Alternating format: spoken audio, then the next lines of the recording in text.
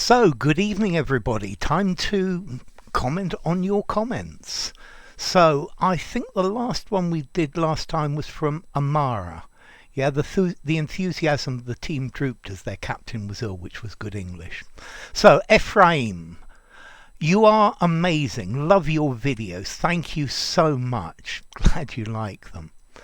Okay. And KHD, yes, there's a spelling mistake here and it won't let me edit it. Has a mandate. Mandate's definitely the right word. Okay, and can you explain the meaning of tuition? Okay, there's a video here with a link. And Ossie, hi Ossie Tal. Sorry, I forgot to give a shout out to Pluviophile. Hi Pluviophile. Okay, Ossie Tal, many thanks Ossie.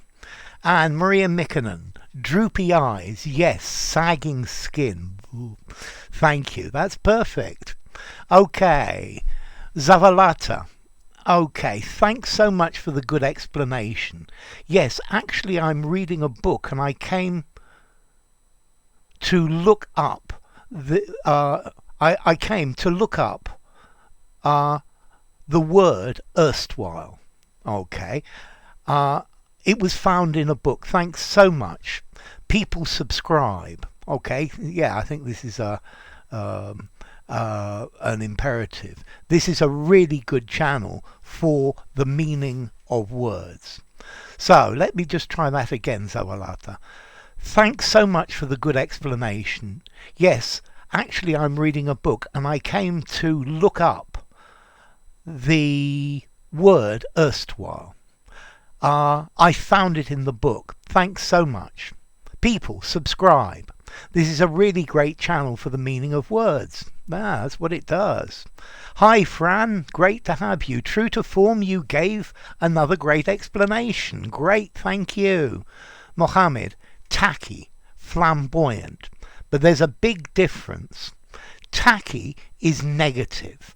Flamboyant is positive. Yeah, if something's flamboyant, it's really flashy and showy. But if something's tacky, it's flashy and showy and bad taste. Yeah, normally flamboyant's a positive word. Paul Weston, hi Paul. The drooping branches of the weeping willow were so droopy the silver-tinged leaves bowed to the earth. Great, good work, Paul. Good example. Mohammed. For me, most of the singers that exist nowadays are just caterwauling. Good English, Mohammed. Okay, and again, I was totally one mind track when I took this slapdash decision. Okay, so my mind was totally on one track when I took this slapdash decision.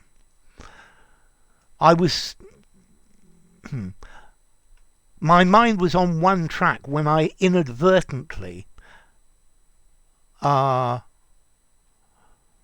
this decision. Okay, thank you, Mohammed. Mohammed, everyone wants another staunch person in difficulties. Yes, good. Another staunch person when they are in difficulties. Okay, and this is Count Beauty. The courage and determination of the invaders drooped without anticipated support from the local population. So their troops desert.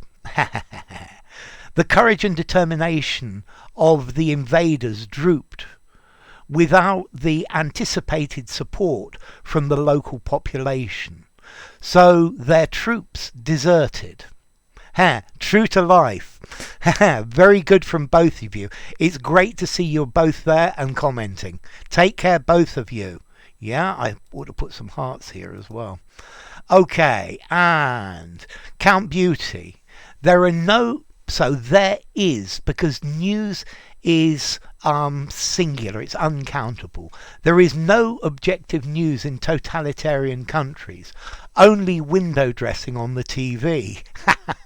Ooh, this is very good. I like the way you're doing this. Okay, very true, Count. It's wonderful to see you. Okay, mandate is the answer. Hi, VG. It's also used in Portuguese. Good, you got the right answer. Nice one, sir. Droopy. Thanks for watching. Okay, Grand Turtle Stage Dean. I'm curious. Okay, this word, quixotic. Would it be proper to pronounce this word the way you would Don Quixote? I don't understand why it's quixotic. Okay, let's see.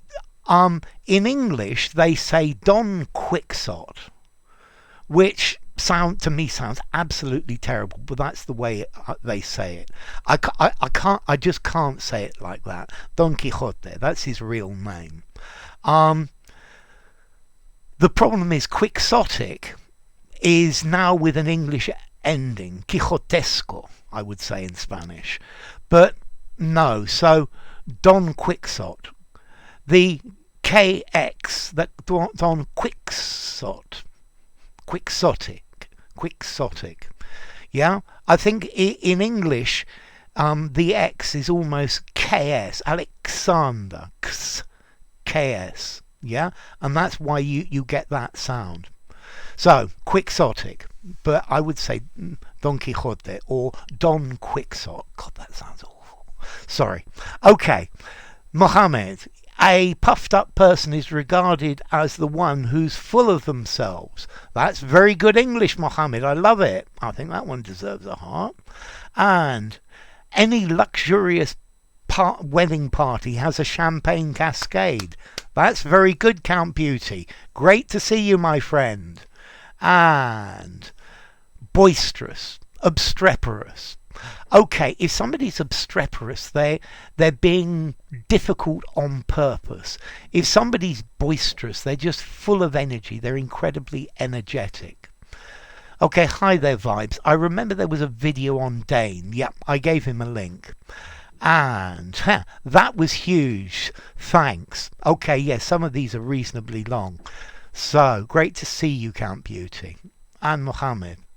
When I ran into an obstreperous child, smack in the middle of the street, I tousled their hair, trying to make them slow down in their intensity. So when I ran into a boisterous child smack in the middle of the street, I tousled their hair, trying to make them slow down in their intensity. Okay, you've got the idea of tousle. And Patricia. Okay, 5:14 p.m. This is not important. It's the colour. It's a grey. It's a greyish. I like that, grey beige. A dope, the same thing, but the concept is more chic. I like the word, not the person. My neighbour is one of them, and he's no sexpot. In fact, he's sly, shifty and taciturn. I've never seen him with a girl. I think he would love to be able to do that. I think he scares everyone, but he's tall and he uses the hauteur, his tallness, to his advantage. But when he looks at you obliquely, did he expect me to look back at him like he was Gregory Peck or Peter O'Toole?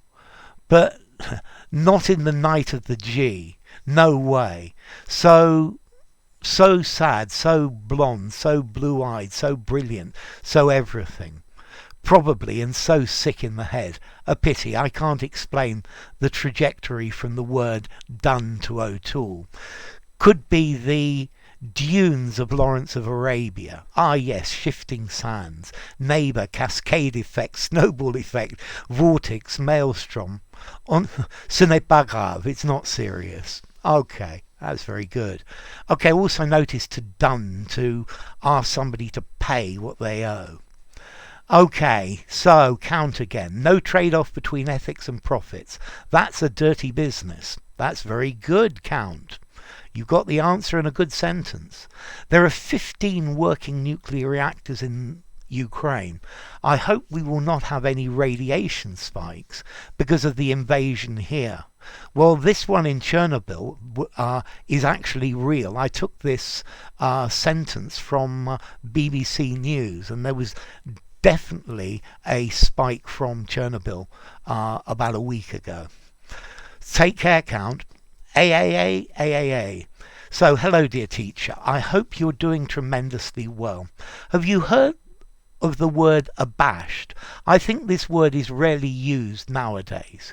Could you make a video on it? Much appreciated. I thought I'd got it. I had a look for it and I haven't. So I've already written it down. If you're abashed, you're ashamed, you're shy. Notice we also have the adjective bashful. Yeah, he's very bashful, he's very shy, he's very timid. I'll make a video on it though.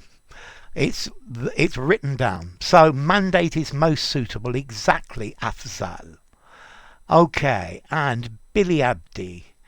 As it seems, a combination of social factors is pushing the decadency of our society. I would say the decadence of our society.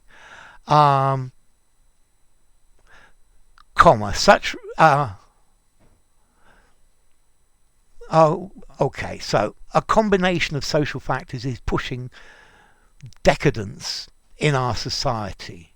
Things such as reality shows, excessive desire of self, excessive love of self,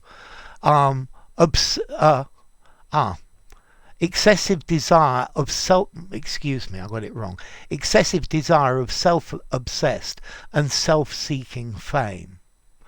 So let me try it again. As it seems, a combination of social factors is pushing the decadence of our society, such as reality shows, excessive desire, excessive love of self, obsessed and self-seeking people who are self-obsessed and seeking fame. Okay, well done. Let's see if I get Billy. Let's see if I can get this right. So, such as reality shows, people with excessive love of self, obsessed. So people excessively self-obsessed and seeking fame for themselves. Okay, thank you, Billy. Okay, 77 Akash Chaube. Sir, please tell us the difference between myth and stereotype. Okay, a myth is a story about something that happened a long time ago. Or a myth is something that people say, but it's not really true. So, I don't know. Many urban legends are a myth. It's a myth. It's something that people think is true, but it's not necessarily true. Whereas stereotype is how we see a typical person in a country. So the stereotype of British people is a businessman with a bowler hat in the train reading his newspaper on his way to work in the city with his umbrella. And that's a stereotype. But there are very often people who are like stereotypes. A myth is a story, yeah, that is not true. Yeah, it's maybe based on reality, but it's not true. So conjuring up. Conjuring up. Well, conjuring brings joy into my life. Conjuring up things brings joy into life. Okay, Mohammed. And so, hi VG, hi Akshat, and VG replies as well. And so, Akshat says hello, VG says hello, Akshat says hope you're okay, thanks I am, hope you're well too. So, the best to both of you. Don't be such a sop and comfort him about the problem. Good English, VG. He had to give him a sop to shut him up. More good English, VG. He ate the gravy with sops, or with a sop, and then drank water. Okay, with sop. No, sops needs to be countable. A sop of a cat had escaped from the flood in the street. Okay, a sop, a little one. I would probably say a soppy cat had escaped from the flood in the street. After you've cut and washed the potatoes, sop them in the sauce. You probably need to mash them. Uh, you're talking about, yes, but that would be when they're cooked. I would probably use the word steep, to steep them in the sauce. To steep, because I know there's a question coming from you about these sorts of words in a second. To steep is to leave to soak for a long time. We got sopped by the sudden burst of rain. Fine, that's very good. And being soppy about her kid, she never bore with anyone making fun of the child. Okay, that works. That bore with. Being soppy about her kid, she never bore, she never stood. I think probably better without the with. She never bore anyone making fun of the child. So, hi Manji, a good one. Yes, Akshat's gives us some nice examples. And then Akshat says, I'm glad you like it. I spilt some milk near the table and sopped it up with a floor cloth. Yep, that's very good, VG. And VG again, I was sopping because of the sudden shower I had caught after leaving work. Okay, I think probably the sudden shower caught you. You could use it this way round. I was sopping because of the sudden shower that caught me after leaving work. Do you ever cry while watching soppy films? They normally send me to sleep, VG, but that's good English. And she got soppy seeing a puppy sopping with water. She brought it home and sopped up its fur. I would say sopped up the water in its fur with a towel. Yeah, because sopped up, what you're sopping up is the liquid, and sopped up the water in its fur with a towel. So VG says, I love your two sentences. Akshat says thanks, and VG has a smile. So BE. Okay, let's see. Hello, sir. What does he thought morbidly? They were all tired and tense and on edge mean? So Pet Cemetery. Not Pet Seminary, Pet Cemetery with a C by Stephen King. How can you think morbidly about being tired and tense? No. I think you've misunderstood the sense and the punctuation. So he thought morbidly. He was having morbid thoughts. He was having depressing, sad, unpleasant thoughts. And they were all tired, tense, and on edge. And that's the idea. Yeah? You could think morbidly about being tired and tense. Pretty difficult, I agree with you. So does that indicate that the character thinking morbidly has some dark, morbid side? Yes, it's definitely indicating that. He thought morbidly. He was thinking morbidly about morbid things. Also, they were all tired and tense and on edge. Okay, and I think that's how I would read it. And then B says, thank you, sir. I love your channel. I wish you the best. Thank you very much. And let's try this. Sir, what's the difference between dip, immerse, submerge, plunge and sop when they mean to put something in liquid, please? So Jeremiah Shine says the difference is the ferocity in which the object is placed in the liquid. Okay, with some of it, yes. Thanks for teaching me a new word, ferocity, strength, fierce, ferocious. I may have misspoken. The ferocity in which the object is placed in the liquid, or the ferocity with which. I would prefer with which. Yeah, with which the object is placed in the liquid. The ferocity in which. I think in is on the edge of acceptability. With is definitely much better. Okay, let me go back to these. So, to dip. You dip your biscuit in your coffee. You dip your donut into a cup of coffee. Dunking Donuts. Yeah, to dip is to put in a bit, to put on the surface. Yeah, you dip the prawns in the sauce and then eat it. Yeah, you take your nachos and dip them in your salsa and take them out. To immerse means to cover completely with liquid, and probably leave it there. So put your vegetables in the pot and immerse them with water. Yeah, make sure that they are underneath. To submerge, okay, to submerge means to go down under the water. So the submarine submerged, went under the water. He submerged his head. Yeah.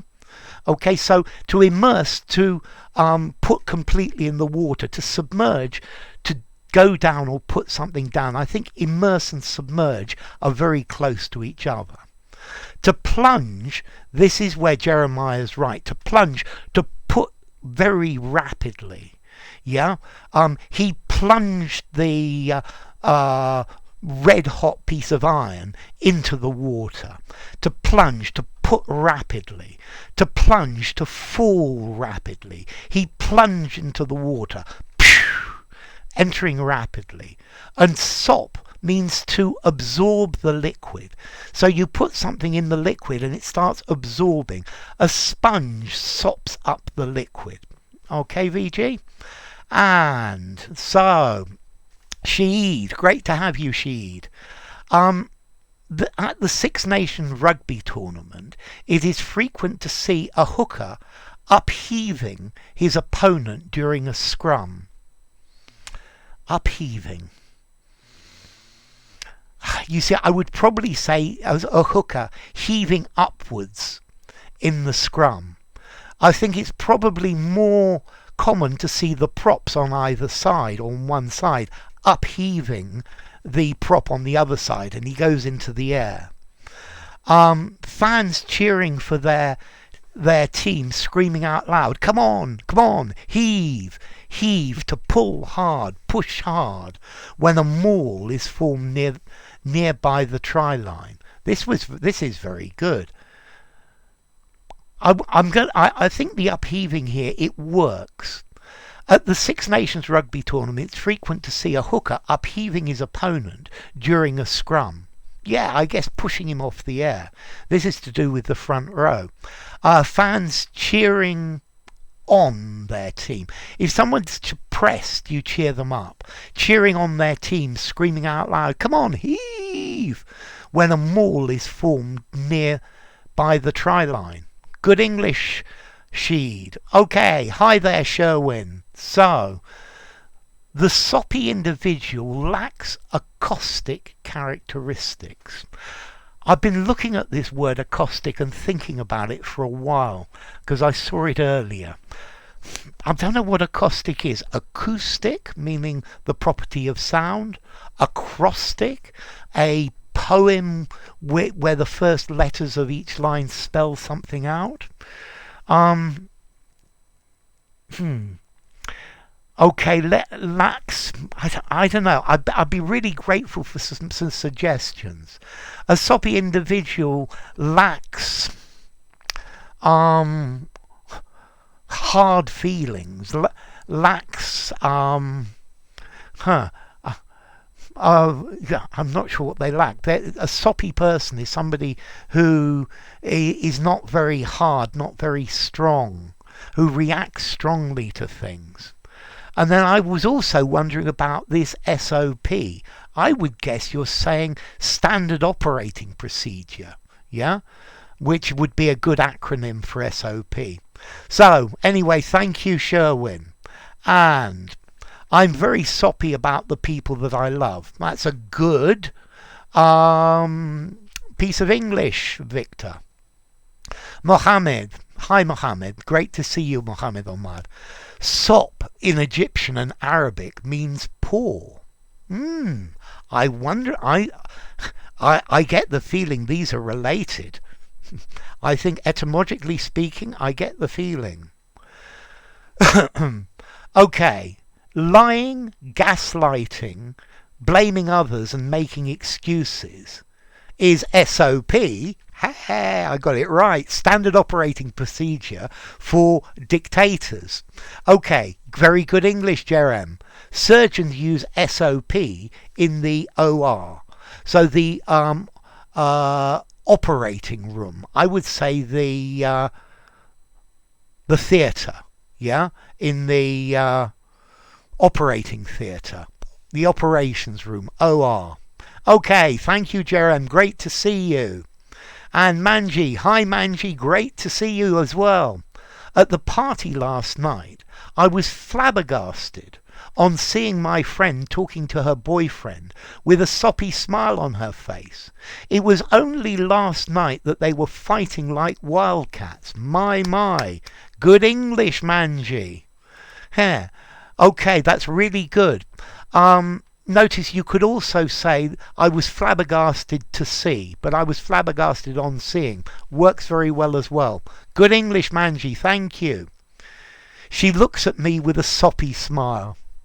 She must be in love with you, Mohammed. And music machine. Je ne sais quoi. Anyone who uses this term needs to be punched in the face. I don't think so. Well, you're welcome to your own opinion, but I'm not with you in that one. So, Gaurav. Hi, Gaurav. Since the law was passed, a cascade of applications have been sent to City Hall. Good English, Gaurav. You're starting to write some good sentences for me, Gaurav. It wasn't until receiving a cascade of phone calls from parents that the school realised there was a problem. It wasn't until receiving. Okay, it works like that, but I would probably say it wasn't until they received a cascade of phone calls. Until receiving, I guess this works. Yeah? So what I'm suggesting is just a polish on what you've said. I read this one earlier as well. One thing that comes to my mind is sopping soldiers in the yolk, a great snack for breakfast. That's really, really good. I love that sentence, Count Beauty. You definitely need to sop your soldiers in the yolk. So, VG. Soldiers are when you take a piece of toast and you cut it into strips. So you've got thin strips, maybe like that. Yeah, and then you dip them, the soldiers sop up the yolk. So this is toast with butter or margarine or something like that, cut into strips. Yeah, and that's what soldiers are, VG. Okay, soldiers is I think it's a very British term. I don't know if the Americans use it. What's the difference between placate? I'm not sure I know placate. Plicate, this to me sounds like folding, and placate. I will have a look at this. Placate. Placate. Placate. Placate, placate, placate. In the sound, they sound identical. Placate. So plicate talks about folding something. I'm sure plicate is a very formal word of to fold. Placate, to make happy, to make somebody relaxed. Okay, hi Slow Sunset, great to see you.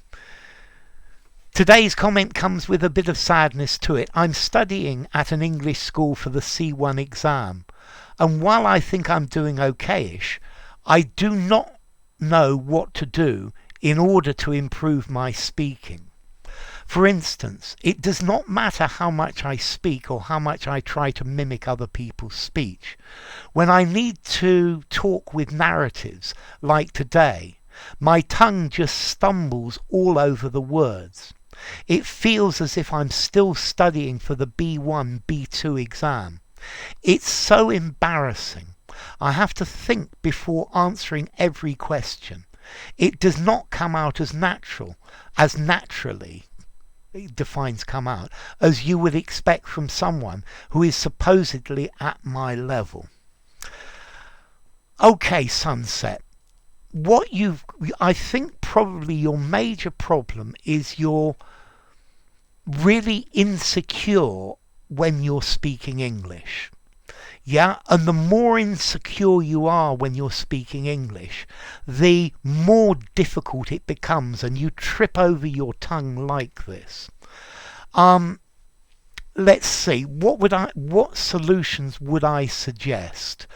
One of the solutions I would suggest is try reading a short story, a very short one, particularly Aesop's Fables. Just read one, then turn it over or close the screen, and then try and tell it. Yeah? Yeah? And then try and tell it again and again. Let's see, with speech, you need to have practice with native speakers. Yeah? You might try Cambly as well, because that would certainly help you to speak. I mean, you could probably do just 10 minutes a day or something like that, because it works like that. Okay, vibes, slow sunset vibes. So keep trying at it, keep practicing at it. Speak to yourself in English. Try making sentences in English. You need experience with it. Okay, Manji, great to have you, Manji. El Dorado, the lost city of fabulous wealth, acted as a chimera to many an explorer. Oh, I love that phrase, to many an explorer. I also like this chimera. So much so that some of them lost their lives chasing after their unattainable dreams and pursuits. Great work again, Manji. I love it. Okay, Mohammed Omar, what is the difference between soppy, squeamish, oversensitive, exquisite, touchy, fastidious, highly strung? So somebody who's soppy is they are probably overly emotional. They very quickly have an emotional reaction. Yeah. Oh, look at that beautiful little cat. It's so wonderful. Oh. Squeamish. Somebody who is squeamish, if they see blood, or they see something that's not very pleasant, they're easily affected by blood or guts or violence or things like that. Somebody who's oversensitive reacts strongly, maybe too strongly, to when something happens. As in, I broke a glass and then I start crying because I broke the glass. No, that's oversensitive. It's an overreaction. If somebody's exquisite, they want everything to be absolutely perfect. They're like a perfectionist. Somebody who's touchy is somebody who gets angry easily. Maybe they got out of bed on the wrong side.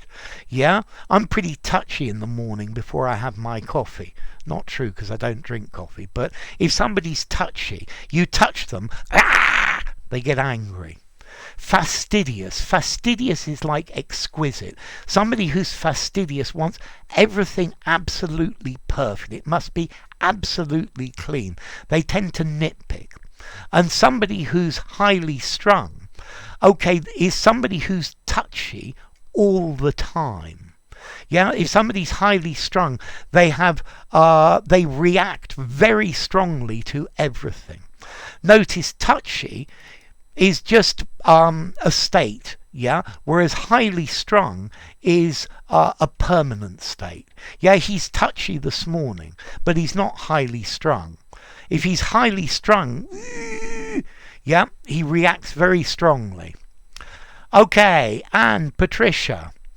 Every time he cheated on her, he'd buy her flowers, expensive jewellery, a perfume à la mode. She never really cared for perfume. Treat her to expensive restaurants downtown. This time he was in for a surprise, a shock. There was a note on the kitchen table saying she was considering a separation, that she would not be placated with his artillery of sops, good English, that his statement of procedure was lacking in substance, and that she would move heaven and earth to have custody of their little baby. I think that's a very nicely written one. I like it a lot. Yeah, it reads very nicely. Well done, Patricia. Okay, mannequin. Some people are just soppy. His girlfriend is really soppy. She is a soppy woman. A-N is woman singular. It was a soppy ending. Okay, well done, mannequin. The compensation was a sop to her subjected. Okay, was a sop to the psychological abuse to which she was subjected. Was a sop to her being subjected to psychological abuse. To her, yes, you're thinking about a noun, to her subjection. I'm not sure I can use that. Yeah, to her being subjected to psychological abuse. So to her being subjected, and then it works. Well done, Rizgar. VG, I see that at this moment you're recording a video answering our comments. Ha, that's very good. Yes, I am right now. Enjoy your night, sir. Thank you. You too. Thanks, VG. You're always such a nice guy. And, okay, 40 love. Soppy, something that shows too much emotion, over sentimental. The end of the film was really soppy. People are very soppy about their pets. It was a really soppy story. Sopping, soaked, completely soaked, covered in water. I'm absolutely sopping wet. I went out without an umbrella and I'm sopping. The floor is sopping wet because the washing machine has got a leak. My clothes are sopping.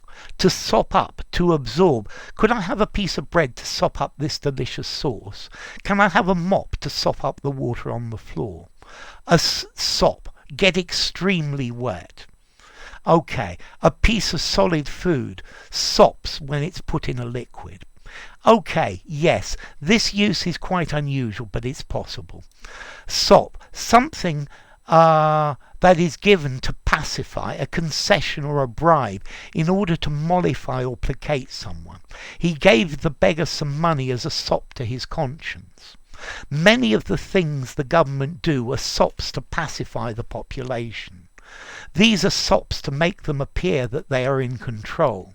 He offered the child a sweet as a sop to stop him crying. Sop, weak person who's easily frightened. He's such a sop. He just won't stand up to her. And then SOP, standard operating procedure. Okay, that was very good. Ooh, work, 40 love. Well, I've just refreshed, but I can do Patricia's when it finishes refreshing. Okay, so let's see. Ooh, we've got quite a lot more to come. Okay, and yes, Patricia, 8:32. By all means, make lots and lots of videos. Make them cascade and ripple deep into language learning. By no means should you omit wearing a scarf, even indoors. I would probably personally say omit to wear, but I guess omit wearing works as well. GP's advice. Notice, everybody, GP's the doctor. GP's advice to me, general practitioner, colds, coughs, and throat. Said it should be also worn. So notice the way she's made this informal. She's dropped the he. Yeah, it's perfectly good. Said it should also be worn when one goes to bed, especially if one is extremely sensitive to sudden changes in temperature, as I am now. Now I use two, a smaller one for the house, plus the regular one for everyday wear. Okay, that sounds very good. So, by all means, definitely. Thank you, Patricia. So, yeah, keep yourself warm. So, is this take W or take W? I don't know. Anyway, hi teacher. Is calling someone soppy or a sop? Does it so has the meaning. Is calling someone or soppy or a sop the same as calling them a drip or a wet shirt. Very definitely. A wet blanket. Yeah? Yes, that works very well, Taki. So, does calling someone a soppy or a sop have the meaning, the same meaning as calling them? Okay, thank you. So VG says great. Okay, you're watching these, that's wonderful. And yes, once I tried to reply to a person on Twitter in Portuguese, because in my head the person wrote the post in Portuguese, but the person turned out to be a Galician speaker. Galicians understand Portuguese. The two languages are very close, yeah? And thanks, sir. I've been trying to learn that since last year. Good. Happy to help. Okay, and you've got another one there from VG. When saying dates orally, do you say 2nd of March, 3rd of March? Personally, I say the 3rd of March. I'll see you on the 3rd of March. I'll see you 3rd March. I hear Americans say that. I hear you 3 March. Personally, I say the. Yeah? So, when I say dates orally, I say the 2nd of March. And VG says he didn't know that. That's brilliant. So it's good for you to learn something. And here comes the next one, the last refresh. But I think that's probably it. Okay, so if you enjoyed the video, give it a rating, subscribe to my channel, and I'll see you all soon. Bye for now.